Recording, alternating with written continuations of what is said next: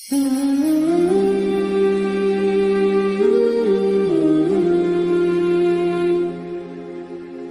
دفعہ میں نے دیکھا ہے شریف آدمی مجبور ہوتا ہے، وہ کیا کر سکتا ہے؟ شریف جو ہوا، شر اور شریف ان کا مقابلہ نہیں ہوتا، ایک چیز ہے اشارہ، تو شریف اس کا مقابلہ کیسے کرے گا؟ بلکہ شریف آدمی تو کئی دفعہ ویسے ہی بچتا ہے، کہتا ہے یار مطلب کسی طریقے جان چھڑائیں، یہ شر ہے اور میں باوضو رہنے والا آدمی ہوں، میں گند میں کیسے ہاتھ ڈالوں گا؟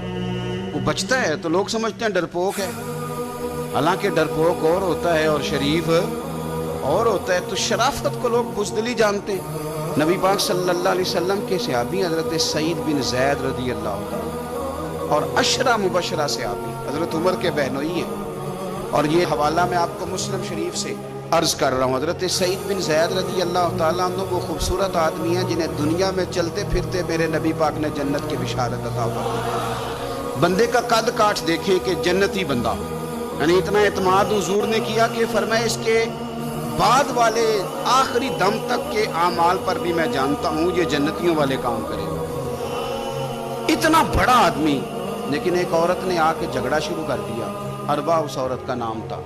اسے آ کے حضرت سعید بن زید سے جھگڑا شروع کیا کہ یہ جو مکان ہے نا آپ کا، اس میں اتنی جگہ میری ہے، مجھے آپ بتائیں ایک شریف آدمی سے عورت جھگڑا کرے تو بندہ جواب میں کچھ کر سکتا ہے؟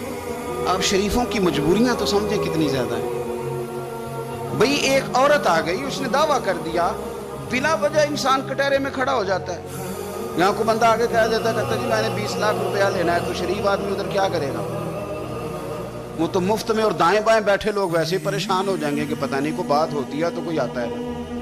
اس نے کہہ دیا کہ مکان میں میرا حصہ ہے، اور کہہ کسے دیا؟ اسے جن کے اعمال کے صحیح ہونے کی گواہی مدینے والے رسول نے عطا فرمائی۔ اس نے کہا جناب یہ مکان میں میرا حصہ ہے۔ اب حضرت سعید بن زید رضی اللہ تعالیٰ عنہ فرمانے لگے یہ زمین اسی کو دے دو، ختم ہو گئی بات۔ شریف آدمی کیسے جھگڑا کرے؟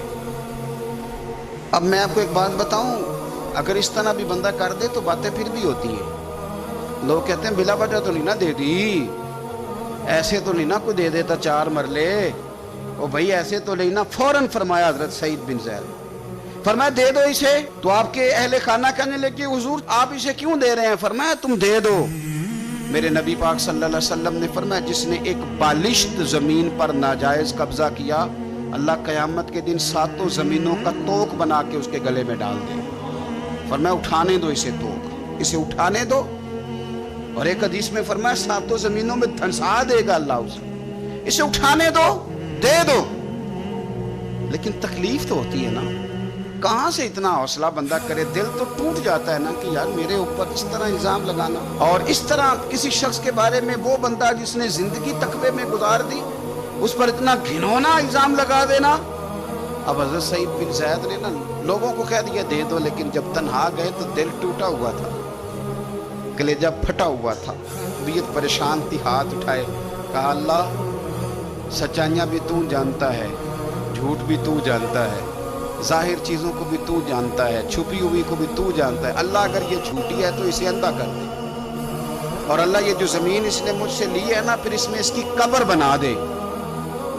بعض شارحین نے لکھا ہے کہ حضرت سعید بن زید تو پہلے وصال کر گئے، لیکن وہ عورت زمین تو لے لی، گھر میں رہتی تھی پر اندھی ہو کے رہتی تھی، ڈھونڈتی پھرتی تھی، دائیں بائیں جاتی تھی، تو لوگ اسے کہتے تھے کیا بنا؟ کہنے لگی کچھ نہ پوچھو، مجھے سعید بن زید کی دعا لگ گئی، مجھے لگ گئی دعا۔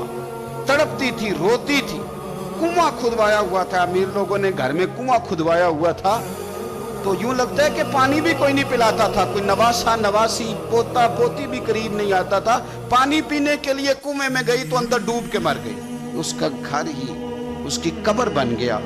دیکھیں نا لوگ اس وقت سمجھ رہے ہوتے ہیں کہ جناب دیکھا نا میرا پتہ چل گیا، ہنس رہے ہوتے ہیں کہ دیکھا میں نے کتنا رسوا کر دیا، دیکھا پھر فلانا کتنی منتیں کر رہا تھا، دیکھا، اور تمہیں پتہ نہیں، تم کیا سمجھتے ہو کہ جس کو تم نے رسوا کرنا چاہا اس کا کسی وزیر مشیر اور بڑے آدمی سے تعلق نہیں تھا تو وہ تمہارے ہتھے چڑھ گیا؟ याद रखना, अगर उसका वजीरों मशीरों से ताल्लुक नहीं ना गरीब का, तो अल्लाहु वलीयुल्लज़ीना आमनू, अल्लाह तो वारिस है कि नहीं मोमिनों का? अल्लाह तो वारिस है कि नहीं मोमिनों का? नबी पाक तो वाली हैं कि नहीं अपनी उम्मत के? और वारिस शाह मान करी ना वारसादा, रब बेवारसा करके मार दे। तो हम जब चल रहे होते हैं ना, तो फिर तो हमारी कद काट का कौन मुकाबला करे, और जब हम चढ़ जाएं हवा के घोड़े तो फिर कौन हमारा रुख फेरे। लेकिन याद रखना, एक कदल करने वाली जात है, जब लगामें खींचती है तो फिर लोगों को कोई चारा, अपनी जिंदगी के अंदर कभी भी कोई काम ऐसा ना करें, कभी भी।